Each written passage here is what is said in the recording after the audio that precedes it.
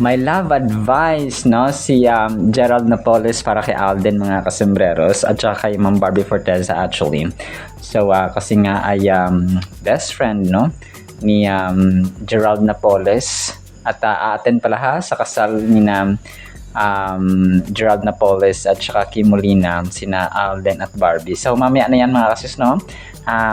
Tapos, update muna tayo. Si Alden po mga kasembreros, no, ay nag-post ng Stars on the Floor update kagabi sa kanyang Instagram mga kasembreros. So mamaya ipi-play ko ito mga kasembreros. Magkaiba to kasi merong full voice over ni Phenomenal Box Office Cinema King, yung buong video. So nung mga nakaraan kasi ay wala, no, iba yung voice over or nag-voice over mga kasembreros.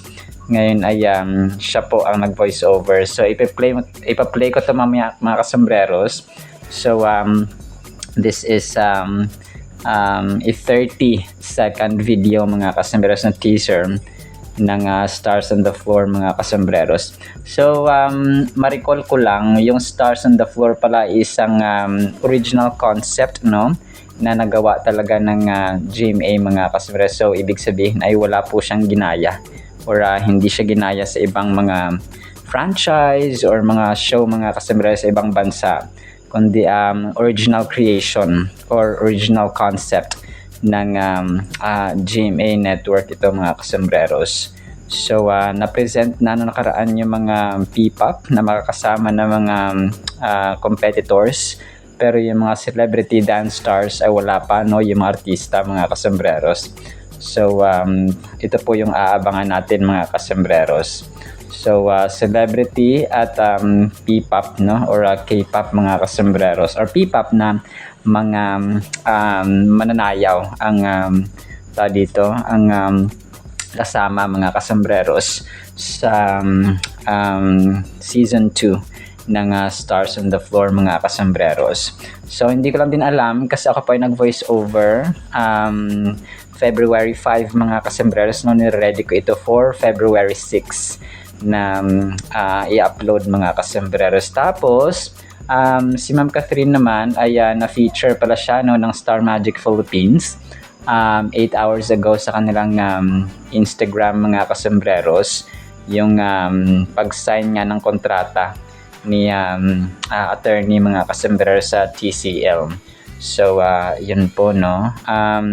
Tapos natatawa ako doon mga kasembreros sa mga, sabi ko na nga ba marami ang dito mapapansin na si Alden yung kasama ni Ma'am Catherine mga kasos, based doon sa outfit or sinuot ni Alden nga nung pumunta siya sa Singapore, no? Kasi nga kahapon ay nagulat na lang tayo, pati ako nagulat na si Alden ay nasa Singapore na mga kasembreros.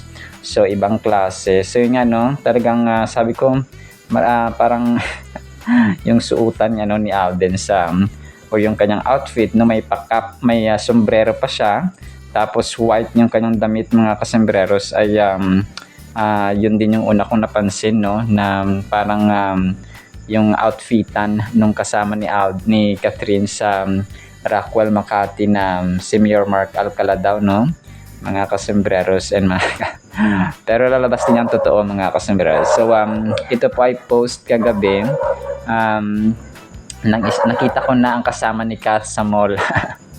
So ito po ay post ni Jen Camero, no, tingnan niyo mabuti, siya yan kasama ni Kath, no. Tapos dumagdag pa itong mga comments na ayan si Alden lang kasama ni Kath, si Alden Richards Fulkerson yon. Sabi ko na si Alden yun, haha, Josephine Adarna, paloki yan pero he's the one pala.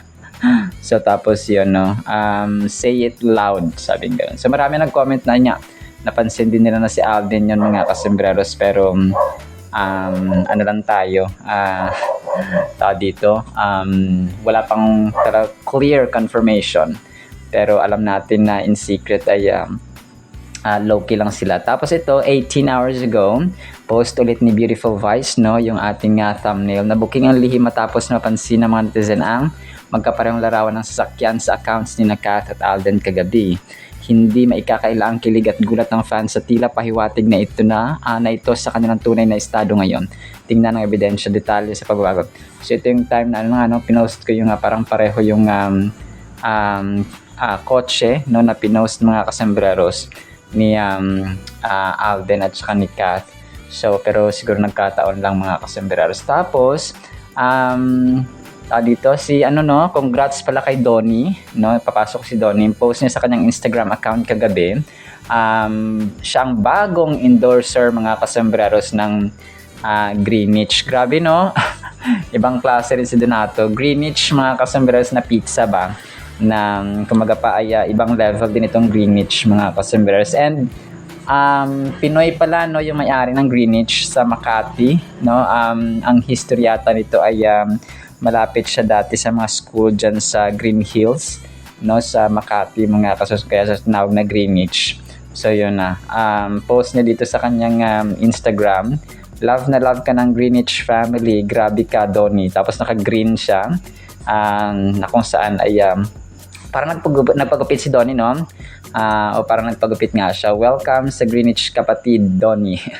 Tapos naka-green of course si Sir Donnie mga kasembreros, kasi nga Greenwich, so dapat naka-green siya sa kanyang suot mga kasembreros. So magkawig sila parang may similarity sila ni KD Estrada, ni Kyle Daniel ba yun? Kyle Daniel Estrada na dito nakatandem or ka-love team ni Alexa Ilacad. So meron siyang may similarity lang naman sa malayo, pero mas talagang mas tall, dark and handsome. Taller, darker and more handsome si Donato mga kasembreros. Tapos ito si Alden, sabi dito, one day ago, sabi ni si Ma'am Arlinda Cabog, sabi niya, si mahal lang sapat na Catherine Bernardo, happy la. So ginaganyan niyo baby ko, wala naman siyang ibang dinedate, ako lang, sorry, pero yun ang totoo. Uy, 780 likes grabe, ang lakas pa ang lakas pa ng Catherine mga kasembreros. Tapos picture dito ni Soiti na naka-blue siya mga kasembreros, favorite color ni Tisoy mga kasembreros. So tapos si Bell din nag-post. So parang si Bell lang yata yung pinapagawa ng funds na dito na endorsement video. Hindi ko alam, baka busy si Catherine or hindi pa siya part ng endorsement video. Baka sa ibang portion siya mga kasembreros. Nag-post si Bell kagabi sa kanyang Instagram ng kanyang funds endorsement video mga kasembreros, So grabe kaliwat kanan din yung endorsements ng Don Bell mga kasembreros. So dito nga ay parang syempre ina-apply ni Ma'am Bell yung pan sa kanyang mukha. Tapos acting ganon mga kasembreros, tapos ay parang nakapambahay lang siya, and then nagbihis siya. Sa last part ng video ay nagbihis siya ng orange or red orange yung kanyang suot mga kasembreros. So ang cute lang ni Ma'am Belinda sa kanyang ginagawa dito. Tapos si Sir Alden, magkaiba yung magkaiba yung pinost ni Alden sa Instagram niya na Stars on the Floor, tapos magkaiba rin doon mismo sa Stars on the Floor na Facebook page. So 1 hour ago, sabi ng Stars on the Floor Facebook page ay Alden Richards, Asia's multimedia star and box office king, returns to host Stars on the Floor, GMA's Regional Celebrity Dance Collab Competition. So Feb 15, 10 days na lang mga kasembreros. February 5 pa ako nag-voice over. So 10 days to go ay mapapanood ulit ang Celebrity Dance Collabanan ng ng Stars on the Floor mga kasembreros. Tapos si Kath naman, doon pala sa may sa may Colgate, naispatan pala siya doon ng mga fans sa likod. Sabi na starstruck daw sila kay Ma'am Catherine, parang tinatawag nila, tapos lumingon si Ma'am Catherine nga kasembreros, tapos nakaka-starstruck pala talaga makita ng artista, tapos si Catherine pa. So tapos yun naka-red si tisay dito mga kasembreros doon sa 100 years ng Colgate, no, na kung saan ay nakiselebrate si Ma'am Catherine. Tapos si 8 hours ago si Ma'am Donna May Landicho, no, couple in white and both laughing together, Miss Catherine Bernardo and Alden Richards, 108 likes, no, or reactions mga kasembreros. So madami din ha, solid din ito si Ma'am Landicho na Cathinatic mga kasembreros, no, and mga kasembreros. So dito talagang sobrang busy lang nila. Tapos ito si Elisha Pulin kahapon, sino bet nyo para kay Catherine? Daniel Padilla, Alden Richards, or Mayor Mark Alcala? So tapos grabe 804 likes. And of course, no, mas marami ang bumoto kay Alden kasi si Daniel Padilla ay may kaila na. Tapos alam naman natin na red flag si Mayor Mark Alcala. So tapos wala pang additional na dito na proof or evidence, mga kasunod ebidensya kay Mayor Mark Alcala kung kaya tayo po ay team panatag pa rin sa CAF din mga kasembreros. Not unless magiging katulad kay Ma'am Kayla Estrada and Daniel Padilla na marami ng proof mga kasembreros. So hindi ko lang alam ha, kasi nag-voice over ako ngayong Feb 5. So Feb 6 ko na ma-upload. Baka baka tawag dito dumating or umuwi na si Sir Alden mga kasembreros, or pwede nag-extend pa siya kasi Feb 6, Feb 7 yung kanyang dito yung February 7 yung kanyang IME, Wonderful Music Festival, or Wonderful Moments, no, sa na isang music festival mga kasembreros. Tapos 22 hours ago na-post din po, no, or na-feature si Ma'am Catherine, no, sa Showbiz Entertainment, another year, another meaningful milestone. So kontrata, no, with the TCL mga kasembreros. So tapos picture ni attorney, of course, no, na dito na kapirma ng kontrata sa TCL, mga kasembreros and mga Cathinatics. Ang cute nito. 13 hours ago by AR Troopers, no, parang nagkaroon siya ng fan favorite badge recognition sa kanyang pagpo-post kay Alden Richards mga kasembreros. So congrats, no, AR Troopers, no, A-team ni Alden mga kasembreros, no, na kung saan ay talagang masigasig at saka solid din po na Aldinatic, no, ang AR Troopers. So talagang maraming solid, no, para kay Sir Alden. Tapos kahapon Catherine with Snowy, no, dito si Ma'am Catherine at saka si Snowy na aso niya na picture dito. So parang dito ang kulit-kulit lang na attorney dito sa kanyang picture mga kasus. Tapos major item na tayo mga kasembreros. Si Gerald Napoles ay nagsabi dito na parang sinabihan ka siya dito ni Jayco Manangan na since yung love life daw ni Gerald Napoles ay flourishing, tapos magkakaroon pa sila ng movie. Tapos sabi niya dito yung pwede mong magiging advice, no, sa mga friends niya kagaya ni na Alden at saka ni Barbie Forteza. So ang ganda ng sagot niya dito, no, ni Gerald mga kasembreros. Mamaya pe-play ko to. Sabi niya actually itong dalawang to ay hindi na talaga kailangan ng bigyan ng love advice kasi ginagawa na nila yung gusto rin ni Gerald Napoles na love advice para sa kanila. So taking their time and loving themselves more, because the more they love themselves, mas maraming pag-ibig ang babalik sa kanila. So parang ganoon mga kasembreros.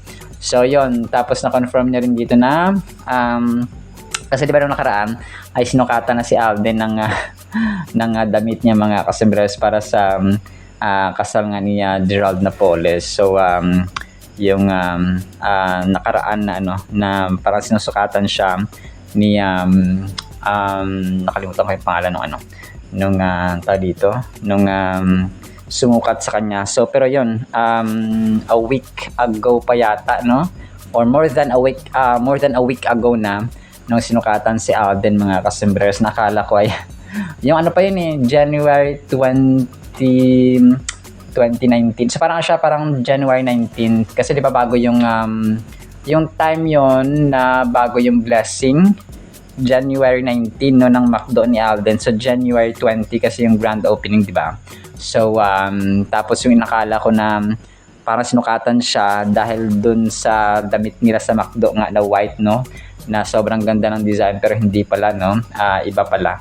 So yun pala yung gagamitin at susuotin nila sa kasal ni Gerald nga at saka ni Kim Molina, mga kasembreros. So yun pala yun, no, nalaman din po natin. So yun, mamaya papakinggan natin ito, which is definitely true, no. Parang yun, no, they're just enjoying their singleness. So na-mention ito si Ma'am Barbie Forteza kasi alam naman natin na close din ito kay Alden, mga kasembreros, no, si Barbie Forteza. Tapos parang so yun, dati pala nagkasama sila sa sa All Out Sundays, no, yung sina Gerald Napoles at saka si Alden Richards, kung kaya pala close sila, mga kasembreros. So yun, abangan natin. Hindi ko lang alam kung kailan yung kasal ni nina Gerald Napoles. So titingnan natin at abangan, of course, no, yung maging outfit ni Alden do. So sa susunod siya nang ikakasa. Tapos ito, 19 hours ago, posted ni KDR Gel Tatom yung outfit para ni Ma'am Catherine doon, no, sa PCL contract signing. Mango high waist suits, no, 3,000 tapos 3,000. So mura-mura lang mura-mura lang siya, mga kasembreros, pero estimation lamang ito ng kanyang ng damit niya, mga kasembreros. So na kung saan ay kahit mamahalin ng kanyang isuot ay okay lang, mga kasembreros. Tapos last item natin, mga kasembreros, nag-throwback pala si Ma'am Catherine, no, hindi ko ito nasama doon sa may nag-post siya sa kanyang Instagram account, si Ma'am Catherine, yung preview niya na outfit, pero 2023 pa to, mga kasembreros, no, yung payat-payat pa siya, na kung saan ay parang nag-alapusa siya dito, mga kasembreros, no. Tapos pinost din niya Tita Long Gumatay sa kanyang Facebook page, mga kasembreros, no. Medyo daring pa yung andito ni Ma'am Catherine, no, yung kanyang ginawa, mga kasembreros, 2023. So yun po, no, for preview 2023, mga kasembreros, na pictorial ni Phenomenal Box Office Cinema Queen. Alright, so yan lang actually sa ating Kafden at Donbell items, no. Congrats sa congrats kay Alden kasi of course, no, yung Stars on the Floor, and then of course yung maraming projects na nakabang kay Alden, mga kasembreros. So sa Donbell, of course, no, kaliwat kanan din ang kanilang mga brand endorsements, no, and hindi rin papatalo si Ma'am Catherine na sobrang dami rin na endorsements. So congrats about isa. So ang love advice ni Gerald ay saktong-sakto. So papakinggan natin ito, mga kasembreros. And then yun ang after na mga ipi-play kong video ay pakinggan natin, of course, ang napakagandang salita po ng Panginoon. So isang pinagpalang araw po sa bawat isa. Since yung love life mo is super okay, flourishing and all, and then you have a movie, ano daw yung love advice mo sa mga friends mo katulad kina Alden or Barbie po? Actually, itong dalawang to, hindi naman kailangan bigyan talaga ng love advice. Actually, ginagawa na nila yung gusto kong love advice sa kanila. Taking their time, loving themselves more, because the more they love themselves, mas maraming pag-ibig ang babalik sa kanila. Ang ganda nun. Grabe. Diba? Nandun din ba sila sa kasal? Sa March? Yes. Oh my God, we can't wait. Yes. Congratulations po. Thank you. The stage is set once again for the return of the biggest dance collab competition in the country. Humanda na sa intense na bakbakan sa dance floor because this time, magsasama-sama ang celebrity dance stars at ang mga dance stars from the world of P-pop.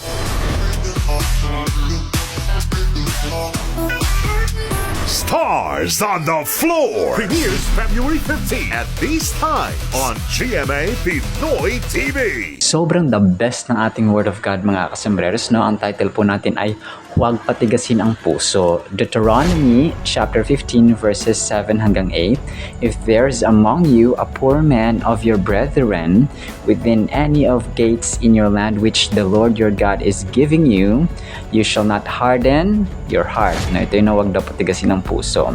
Nor shut your hand from your poor brother, but you shall open your hand wide to him and willingly lend him sufficient for his need, whatever he needs. So ito mga kasembreros ay about generosity. So sa mga hindi po nakakaalam, ang Deuteronomy po ay isang libro sa Old Testament mga kasembreros. So ano siya, Genesis, Leviticus, Numbers, Deuteronomy. So part siya ng mga earliest books mga kasembreros na print, no, or nalimbag mga kasembreros.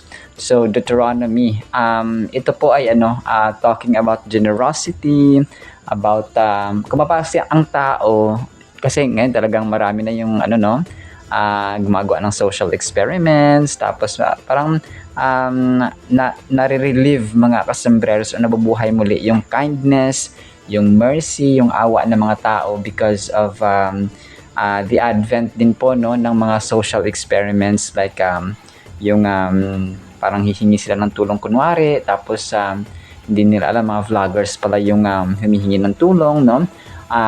Tapos yun, parang parang nagsaspark siya mga kasembreros, or parang nagdadagdag siya ng reason na ang tao ay dapat maging kind, maging generous, maging merciful or maawain mga kasembreros. So kasi sa panahon yan talagang nakakatuwa at nakaka-bless na dumadami yung gumagawa ng mga ganoon, tapos tutulungan nila yung mga tumulong din sa kanila kunwari na mga mga tao.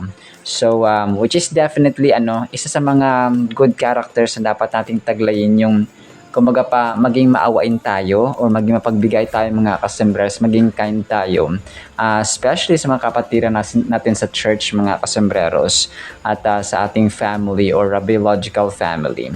So huwag patigasin ang puso sa ating pamilya. Kapag tayo po ay may anak na matigas ang ulo, matigas ang puso, no? Ibig sabihin parang matigas ang puso, yung sila ba, parang pag binagsabihan mo hindi sumusunod, tapos sila, parang manhid yon. So parang manhid sila, no?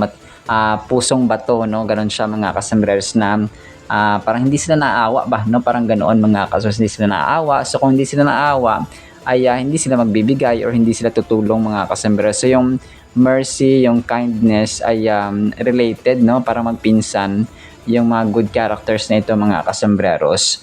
So sabi ng writer dito mga kasos, and more often than not si Moises, no, nagsulat ng Book of Deuteronomy mga kasembreros. Yes, according sa research po ay si Moises, no, na alam natin na sikat na Bible character at tao ng Panginoon mga kasembreros, nag-lead or pinangunahan niya ang Israel para makuha sila, no, sa slavery or pagkaalipin sa mga Egyptians mga kasembreros. So sabi niya dito ay, if there's among you a poor man of your brethren within any of the gates in your land which the Lord your God is giving you, you shall not harden your heart.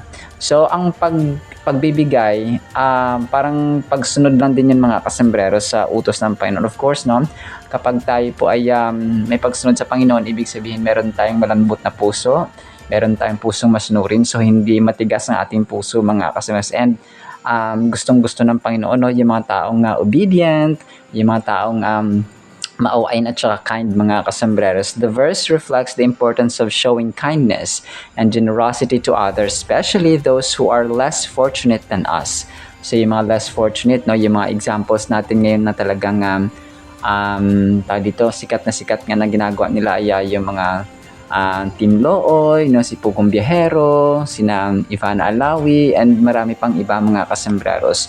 Yung mga random vloggers, no, na kahit mga teachers, mga policemen, so yung mga random na mga gumagawa ng content na ganoon mga kasembreros. So marami na sila ngayon, no, Thank God. So it reminds us that we have a responsibility to help those in need to do so willingly and with an open heart. So willingly, hindi tayo napipilitan.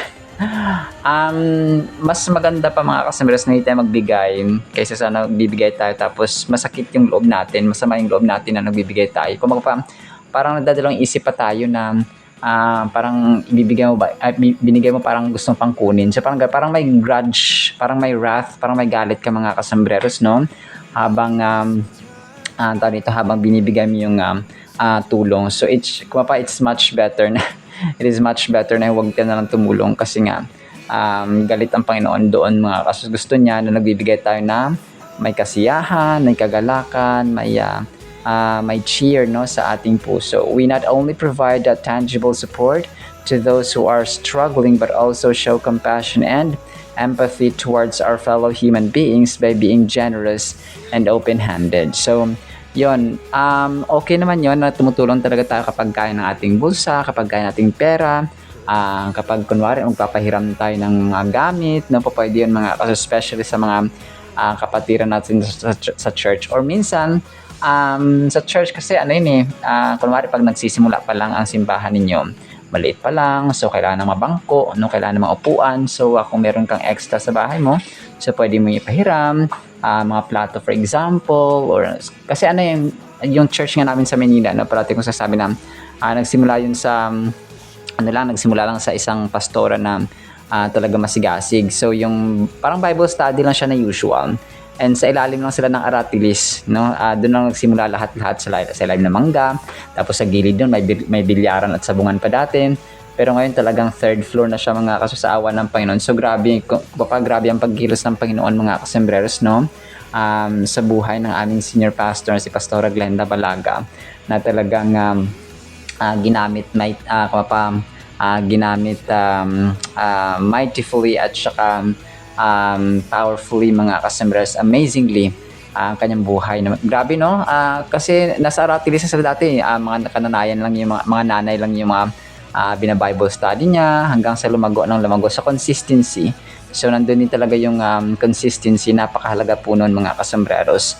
Deuteronomy chapter 15 verses 7 hanggang 8 underscores the significance of generosity and compassion towards those in need within the communities, emphasizing the communal responsibility towards fellow members of society. Poverty is portrayed not as individual issue but as a collective concern, urging believers to adopt an attitude of openness and willingness to help, contrasting with selfishness and indifference. So yun nga, no? Parang sa bahay, kapag naturuan ng bata ng kindness, kapag naturuan siya na maging mapagbigay, paglabas niyan sa bahay, na pagpunta niya sa kapitbahay, pagpunta niya sa school, pagpunta niya sa trabaho, so and so on, kahit na makakamit siya ng stranger people, ay magiging ganoon siya mga kasembreros, no? So dapat ang mga bata ay turuan natin na maging mapagbigay, and most especially yung turo ng Panginoon sa Biblia. The passage encourages proactive generosity, going beyond mere obligation to give freely and abundantly, reflecting the broader context of laws given to the Israelites that stress social justice and care for the poor. So yun, parang siya, going beyond obligation. So kasi di ba kapag obligation mo, parang iniisip mo na, obligation ko parang mandatory, parang kumbaga mapipilitan ka ng bigay because it's your obligation. Pero going beyond obligation or just mere responsibility, ay isipin mo na magbibigay ka ng may galak, no, may tuwa, no, may willingness mga kasembreros, because kasi yun mga kasasim, kapag ikaw po ay mahal mo ang Diyos at faithful ka sa Panginoon at may close relationship ka sa Panginoon, parang natural na lang yung pagbibigay sa iyo. Parang ikinakatuwa mo pa yung pagbibigay mga kasembreros rather than may grudge ka or galit or nagtatampo or may sama ka ng loob. So parang ganun siya, no? Imbis na malungkot ka, di ba? Kasi nagbigay ka, para mawawalan ka. So dahil may relationship ka kay Lord, no? Close yung relationship sa Panginoon, may pananampalataya tayo, ay masaya ka pa na nagbibigay. Kumbaga giving generously or giving joyfully mga customers, at saka masaya, no? Masaya ka nagbibigay. Parang nagbibigay ka ng may ngiti sa iyong labi, no? Ganun siya mga kasambreros.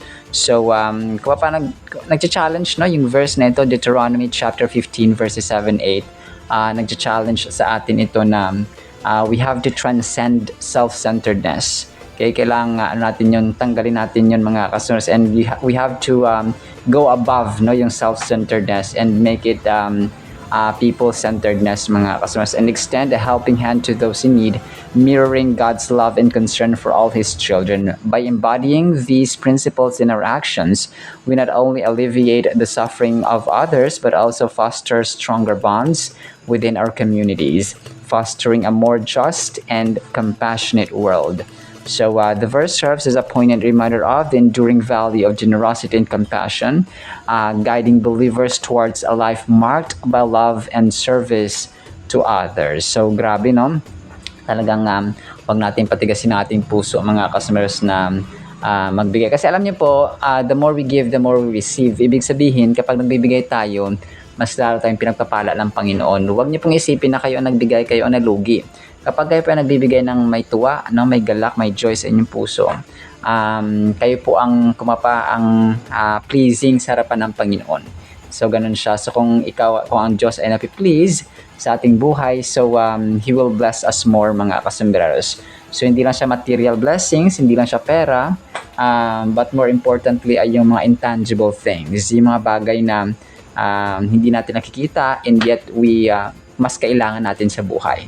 Kagaya ng love, ng care sa family, concern sa family, kindness sa family, understanding sa loob ng tahanan, pagpapatawad sa loob ng tahanan, mercy at saka concern sa loob ng tahanan. So, ganun yung mas importante. Although we need material things, kailangan natin ng bigas, kailangan natin ng ulam, kailangan natin ng mga sangkap at saka mga gamit sa kusina and so on. So, kailangan natin ng mga iyon, no? Pero hindi natin dapat isineset aside or mas dinidegrade yung value ng mga intangible things, kasi kapag tayo ay may love, may concerns about isa, nakakapagplano po tayo ng mabuti, and yun nga, no, nakaka-move forward tayo. So whereas kung meron man tayong maraming pagkain, maraming gamit, mamahaling mga gamit, tapos may bangayan naman dito, away dito, away doon, so mas useless yun mga kasembreros. So mas mabuti at mas bonus din sa Panginoon kapag may masaya tayong pamilya at saka tapos abundant din tayo sa material things mga kasembreros. Alright, so yun ako sa ating Word of God, ha? Nawapay pagpalain po tayo ng pag-ibig, pananampalataya, pag-asa at pusong mapagbigay mga kasembreros, at pusong malambot, no? Maawain at saka kind sa bawat isa. In the mighty, holy, sweet, magnificent name of the Lord Jesus Christ, we pray. With the communion of the Holy Spirit, and everyone said Amen and Amen. See you sa next segment mga kasembreros, and paalam po. I love you.